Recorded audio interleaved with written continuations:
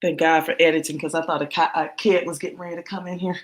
I'm like, okay, they're all eating lunch, so we should be good. But it's recording right now. All right. Right, so Can you you're see where it says live? Yeah. Okay. All right. Hello and welcome to the Music Teacher Tech Talk. My name is Takenya Battle. I'm the chief troublemaker at Kenya's Keys Voice and Piano Studio, where we provide personalized piano and vocal instruction designed to help you unleash your inner superstar. And I cannot wait for you guys to meet Susan Hong today. She's got some good stuff for you guys. Susan, can you tell us about yourself? Yes, my name is Susan, obviously. I live in San Antonio. I am a teacher at Stone Piano Studio. I've been starting business here about 2005, but I've actually been teaching since 16. So definitely over 30 years of experience. And then what I bring to the table is that I love my job. I have a passion for piano. And then the main thing that I want the children to kind of take away from taking lessons here is love of music. And what else can we ask for? This is something they could take with them for the rest of their life and then use it for meditation, something to express their feelings. And that's the main philosophy in my studio. That is highly relatable because music is my love language. So it's highly relatable. I feel like what we give them, it's more than a lesson. It's something that they can take with them for life, and nobody can ever take that away from them. Exactly. And we get them started. So speaking of getting things started, we can't deny that things have changed from this time last year. You know, there's something globally taking place that has impacted every single person on this planet to some degree. So, what are some cool things that you've recently done that incorporate technology to kind of make sure that our students are still getting that experience of a lifetime through music? Right. So every time I think about, hosting a recital, I always think about not only just, having the opportunity to play in front of others, but to give them wonderful memories. I mean, I think that's something that you could feel proud of as a teacher if they could remember this 10 years from now, 20 years from now, and then the feeling of not only nervousness, but feeling proud and then having the experience working on it. So the thing that I thought about, of course, after the pandemic started is, what do I do? Because for a while I was only doing online. And then, it's obvious online, we could still do amazing things with online teaching, but it's nothing like having it in person and then being able to hear live, right? So I felt like in order to, keep it safe, like, what do I do? I've done the online recital, right when it hit, like I think in May. And then after for Halloween, I was like, we have to make it some fun.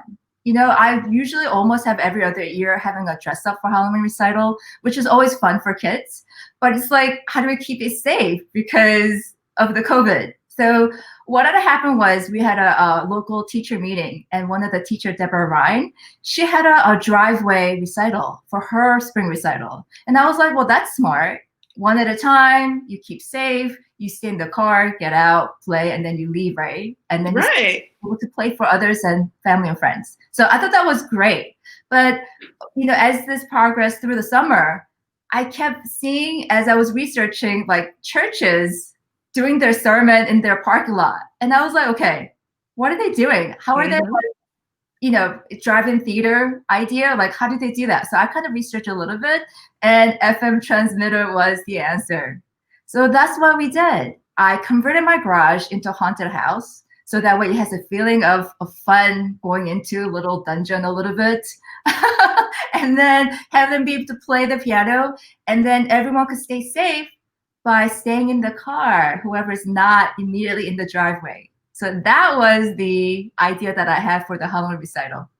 So you took that spark and just let it shine through and through. That's incredible. That is so incredible. I love how you were able to collaborate with a peer. Right. Because I think we were talking before about how sometimes for what we do, sometimes it often feels like we're by ourselves, but we're not. Right. We are not by ourselves. And the more we continue to reach out to one another and support one another and continue to build one another up and continue to ask questions and lift each other up wherever possible, the trade-off is we're building better musicians in the process. Right. I would hope. That's the trade-off, that we're building better musicians. Right. So this FM transmitter, I've seen churches around here locally do their drive-in services. We have a drive-in here. I don't Right. think there are very many left in the United States. But how does this work? The FM transmitter. What did you do?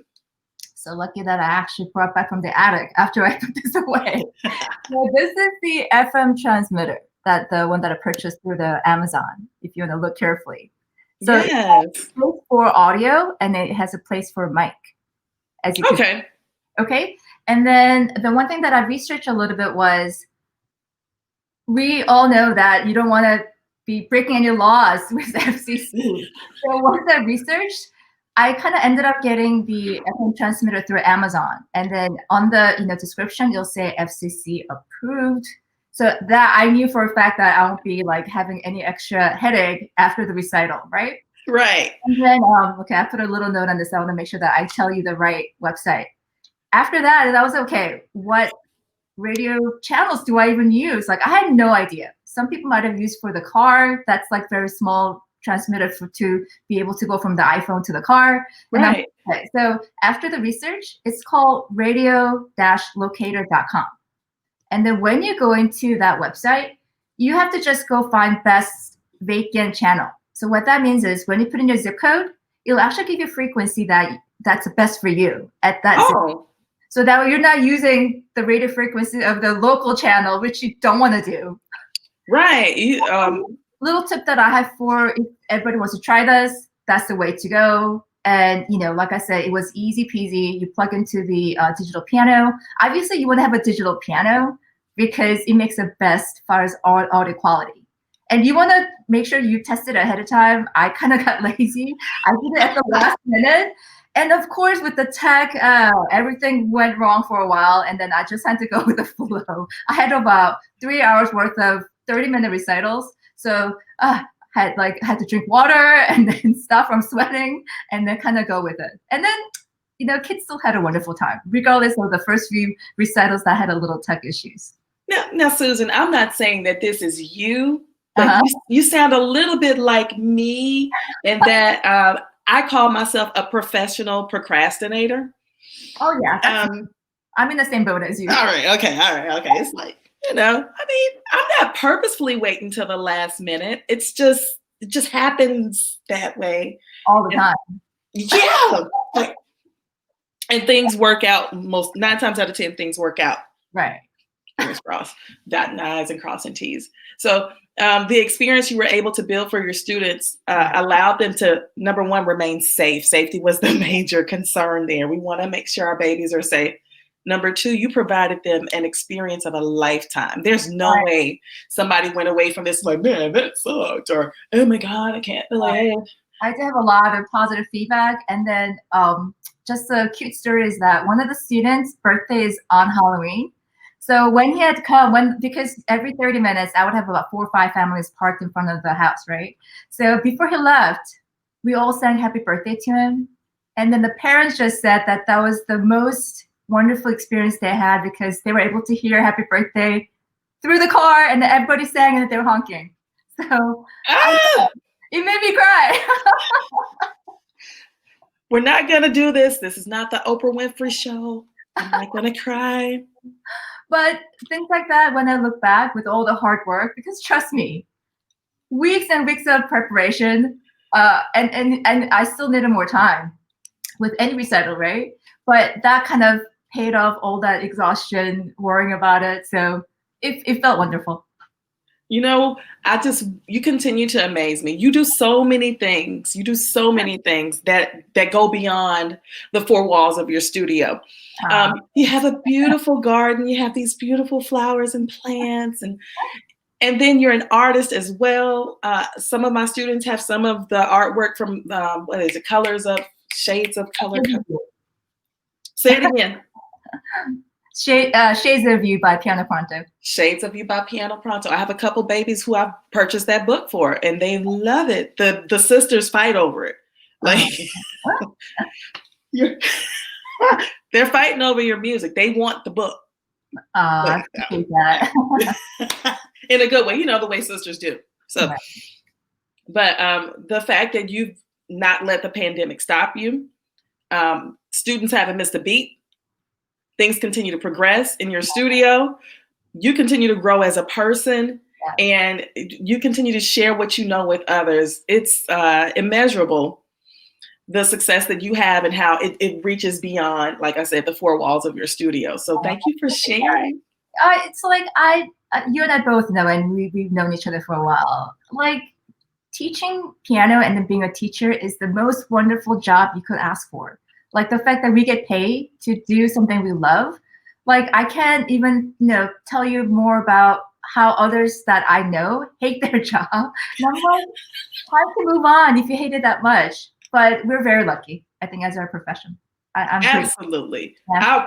I wouldn't trade it for anything. Sometimes, I think sometimes I would say that, and I'm prior military. I think I had a blog post from like years ago. I was like, teaching is easier than being in the army to some extent. To Right. some extent. Right. But I'm so glad that I get to be a part of your journey. Right. And if you've just had a recital, the most recent one was the drive-in recital with the FM transmitter broadcast that you didn't pirate somebody else's signal from to make sure that students still had the experience of a lifetime. I wonder what your next recital would be like. Are your wheels turning yet? Oh, what was that? I missed that. Sorry. Oh, are your wheels turning yet on what you may on what a future recital would look like for you? Yeah. So I didn't share this with many yet, but I know that there are things like I always look for venues, right? And I'm like, I just have to budget it well, so that way I collect enough money to even out at least, right? So I know there's a natural cavern in north of San Antonio. I know where you're talking. It is. It's Yes. called Natural Bridge Cavern. So I know that they actually do musician concerts. So, but I know they also do like a birthday parties and corporate events. So we might actually go there for our next recital.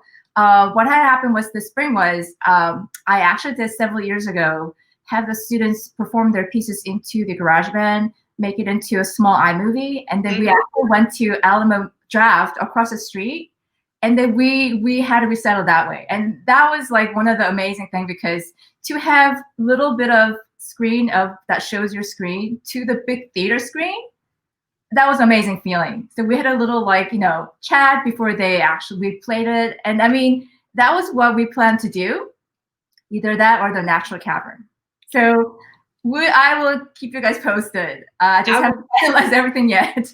I remember that one. Oh my gosh, I'm so glad you brought that back up. I remember when that one happened too. Right. And now you can rent entire movie theaters for like $99. Right. I'm just saying. So my budgeting, $99 the whole I know, thing. it was not cheap. I think it was close to over $1,000 when I did it for the first time. And I know we invest in our students financially, emotionally. Definitely emotionally. Oh my gosh, tell me about it. Oh man, I love it. And then, but I also love like the random texts that I get. Like I got one this morning from a parent who was like copiously recording their child playing. You can tell like the parent is like hiding somewhere in the kitchen, right? Trying to.